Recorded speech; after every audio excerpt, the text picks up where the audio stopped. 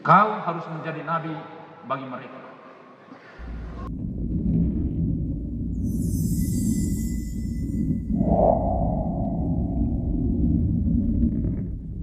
Ada 3 hal yang bisa kita renungkan dalam perayaan Ekaristi Minggu Biasa 14 ini.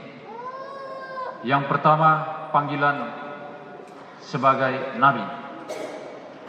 Kita semua melalui pembaptisan dipanggil menjadi nabi.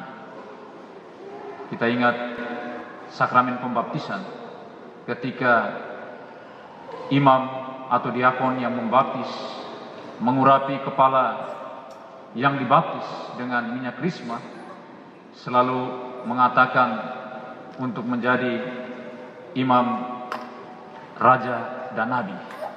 Itu 3 tugas penting dari Tuhan Yesus.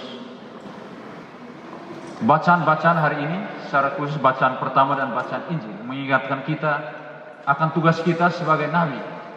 Itu bukanlah tugas yang gampang, tugas yang sulit.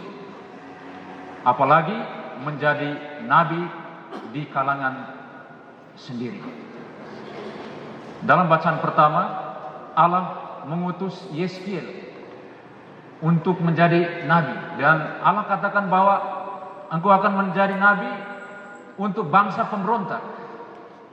Dan bangsa pemberontak yang dimaksudkan oleh Allah bukan bangsa lain di luar bangsa Yeskiel sendiri, bangsa Israel. Yeskiel kaget, cemas, takut. Sama juga seperti Yesus. Setelah pembaptisan, Yesus memulai karya perutusan. Dan karya perutusan Yesus datang ke dunia untuk kita semua. Tapi pertama-tama untuk bangsa pemberontak yang adalah bangsa Yesus sendiri, bangsa Israel. Oleh karena itu Yesus lahir sebagai orang Yahudi, bangsa pemberontak. Tapi ada satu pesan Allah yang sangat menarik untuk Yeskiel. Mereka itu bangsa pemberontak. Entah mereka mendengar atau tidak, kau harus menjadi nabi bagi mereka.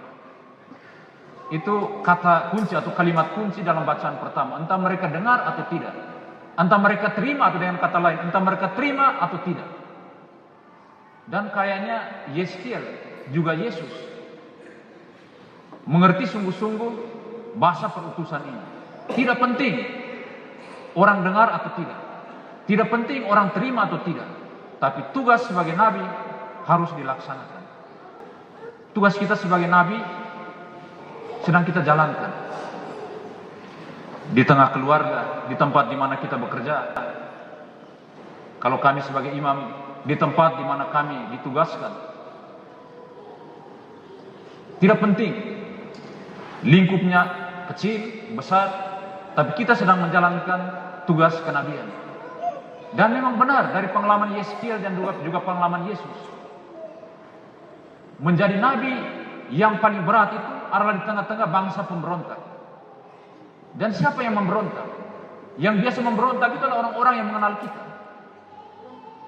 Mungkin kalau kita merefleksikan secara mendalam, yang dimaksudkan oleh Allah bangsa pemberontak saat ini di tempat kita di mana kita ditugaskan, itu mungkin keluarga kita, orang-orang yang kita kenal, orang-orang yang bekerja bersama-sama dengan kita, orang-orang yang menjadi sahabat kita, yang mengenal kita sebagai nabi. Mereka adalah bangsa-bangsa pemberontak, dan itu sangat sulit. Mungkin bapak mama saudara-saudari sekalian juga sudah memiliki pengalaman itu. Misalnya mereka yang bekerja sebagai guru di mana-mana di seluruh dunia, lebih mudah menasihati anak didik di sekolah daripada menasihati anak di rumah. Dan banyak kali yang mendengarkan nasihat, yang taat terhadap nasihat anak didik di sekolah daripada anak sendiri di rumah. Yang menjadi bangsa pemberontak mereka yang ada di rumah. Mungkin bagi kami menasihati keluarga lebih sulit daripada menasihati orang di luar, orang di tempat di mana kami bekerja. Mungkin mereka dengar waktu kita omong, tapi setelah itu lupa semua nasihat. Itulah tantangan. Dan kita mengalami tantangan itu dalam hidup kita. Sampai Yesus sendiri ditolak. Bahkan Yesus yang adalah nabi yang sempurna. Semua nabi yang pernah ada di dunia ini tidak sempurna. Hanya ada satu nabi yang sempurna, yaitu Yesus. Tapi Yesus pun mengalami penolakan. Tapi apa yang harus kita bisa pelajari dari kedua nabi besar ini, Yeskiel dan juga Yesus? Bagi mereka tidak penting tantangan. Bagi mereka tidak penting orang dengar atau tidak. Bagi mereka yang paling penting adalah terus menjalankan tugas kenabian. Ada banyak tugas kenabian. Tapi dari semua tugas kenabian itu, tugas yang paling penting itu bukan mengadakan mujizat. Kalau kita baca sejarah nabi-nabi, ada banyak nabi yang buat mujizat-mujizat besar. Tapi itu bukan tugas pokok. Yesus buat mujizat, tapi bagi dia itu bukan tugas pokok. Bukan yang terpenting. Tugas nabi juga bukan meramalkan masa depan.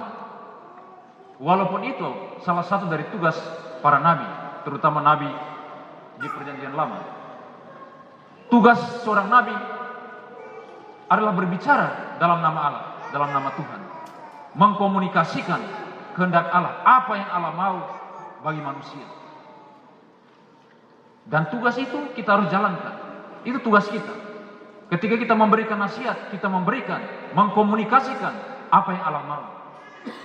Karena Allah selalu menghendaki hal yang baik dalam hidup kita. Oleh karena itu jangan takut tantangan. Belajar dari Yeskiel, belajar juga dari Yesus. Hal kedua yang kita bisa refleksikan tentang kelemahan manusia. Kita semua diciptakan oleh Allah dengan kelebihan tetapi juga kelemahan. Tidak ada manusia yang sempurna. Walaupun harus kita akui bahwa ada banyak manusia, banyak orang yang memiliki kemampuan-kemampuan yang luar biasa, tapi tetap juga memiliki kelemahan. Apa tujuan kelemahan kita? Kenapa Allah menciptakan kita tidak hanya dengan kelebihan saja, tetapi juga dengan kelemahan? Rasul Santo Paulus dalam suratnya kepada umat di Korintus, surat kedua yang kita dengar, dia memberikan penjelasan yang sangat sederhana dan tapi mendalam tentang kelemahan. Dan dia memberikan kesaksian tentang kelemahan dari pengalamannya sendiri, bukan pengalaman orang. Dia katakan bahwa saya bersyukur untuk kelemahan saya, karena dengan kelemahan itu saya tidak meninggikan hati di hadapan Allah. Dengan kelemahan saya menerima kasih karunia Allah. Kenapa menerima kasih karunia Allah? Karena berharap secara total pada kuasa Allah. Dalam kelemahan aku kuat. Kenapa dalam kelemahan dia kuat? Karena dalam kelemahan dia selalu berharap pada Allah, selalu menggantungkan diri pada Allah, selalu membuka diri, membuka hati untuk menerima kekuatan dari Allah. Jadi pesan Santo Paulus sederhana. Kalau kita menyadari bahwa kita punya kelemahan, itu supaya apa? Jangan sombong. Jangan sombong. Harus mengakui bahwa semua kelebihan itu milik Allah. Dan kalau kita sadar bahwa kita lemah, kita harus semakin rendah hati di hadapan Allah, bergantung pada Dia dan meminta Dia supaya memberikan kita kekuatan. Itu pesan sederhana dari Santo Paulus. Hal ketiga, menerima Yesus.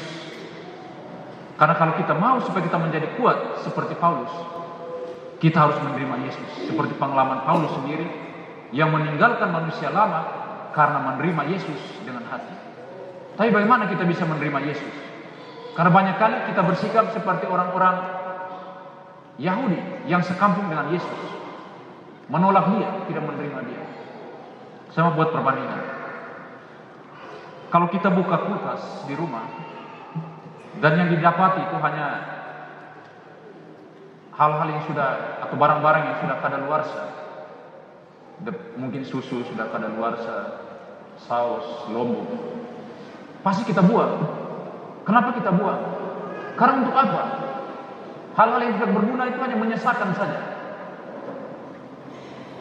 membuat penuh kulkas tapi tidak berguna. Itu yang pertama. Yang kedua, barang-barang yang tidak berguna, kadaluarsa, biasanya menjadi racun. Biasanya menjadi racun. Kenapa orang-orang sekampung Yesus, orang-orang Nazaret, menolak dia, mengusir dia waktu itu, bahkan mau bunuh dia? Karena mereka membawa atau memenuhi diri mereka dengan hal-hal yang tidak berguna, yang kadaluarsa, hal-hal dari masa lampau. Mereka bawa sampai saat itu. Rasa apa? Rasa apa barang-barang itu? Rasa iri hati, rasa jengkel. Mungkin mereka melihat kesaksian hidup keluarga kudus di Nazaret, Yesus, Maria, dan Yosef, yang hidup baik, penuh kasih, tidak punya masalah dengan orang lain. Mereka merasa jengkel, iri hati, marah. Bahkan mereka membawa terus hal-hal yang tidak berguna itu sampai Yesus sudah dewasa 30 tahun dan mulai karya perutusannya sebagai Mesias. Nah, makanya memang Injil tidak jelaskan bahwa mereka iri hati, marah. Tapi kita bisa lihat mereka mulai, bukankah dia tukang kayu? Masih membawa hal-hal masa lampau, iri hati. Bagaimana tukang kayu bisa buat mujizat? Bagaimana tukang kayu bisa omong bagus seperti itu? Kalau orang mau omong bagus biasanya sekolah sampai dokter atau profesor. Tapi Yesus, seorang tukang kayu, bisa buat hal-hal besar. Dan hal-hal yang tidak berguna yang ada dalam hati orang-orang sekampung Yesus itu yang membuat mereka menolak Yesus dan mengusir dia dari sinagoga.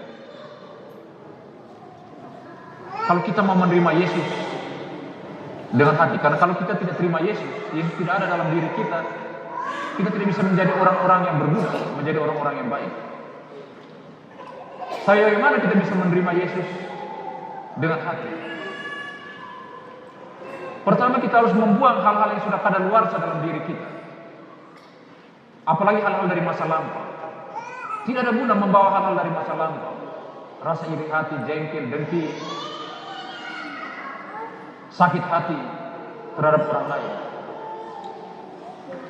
Kalau kita tidak buang, akan memenuhi diri kita dan menjadi racun bagi diri kita sendiri. Banyak orang sakit karena iri hati, banyak orang sakit karena dengki, banyak orang sakit karena menyimpan rasa marah bertahun-tahun. Kita harus singkirkan semua itu. Karena kalau kita tidak singkirkan itu, kita tidak akan bisa menerima Allah. Banyak, kalau kita punya rasa iri hati, dengki, marah, biasanya tidak bisa berdoa. Kita rasa berdoa juga percuma. Ada orang yang mau datang gereja, saya masih marah dengan tetangga, percuma saya pergi misa. Kita tidak pergi misa, tidak menerima Yesus. Dan juga hal-hal itu menghalangi kita untuk menerima kehadiran Yesus dalam diri saudara-saudari kita. Karena Yesus selalu menghadirkan dirinya melalui masing-masing kita. Kalau simpan rasa iri hati terhadap sanak saudara, kita tidak bisa menerima dia dan tidak menerima Yesus yang hadir dalam dia. Padahal berkat rahmat dari Yesus mengalir dan biasanya tidak langsung kepada kita. Itu ada kaitannya dengan hal kedua, kelemahan manusiawi. Allah yang menyempurnakan kita, tapi Dia menyempurnakan kita melalui saudara-saudari kita yang hidup bersama-sama dengan kita. Tidak ada yang turun langsung dari Yesus. Keberhasilan biasanya kita tuai melalui satu proses, dan selalu ada banyak orang yang berada dalam proses tersebut. Ya, mereka itu adalah manifestasi dari kehadiran Yesus dalam hidup kita. Makanya dengan hal-hal kadaluarsa, hal-hal yang bisa menjadi racun secara spiritual bagi kita, kita tidak bisa menerima Yesus dan kita tidak bisa menerima berkat dan rahmat dari Yesus untuk kita. Marilah kita mohon kepada Tuhan Yesus, Sang Nabi Agung, supaya Dia menguatkan kita, supaya Dia sendiri membantu kita untuk mengeluarkan dari diri kita, dari hati kita, hal-hal busuk, hal-hal sikap-sikap kadaluarsa yang mungkin masih ada saat ini dalam hati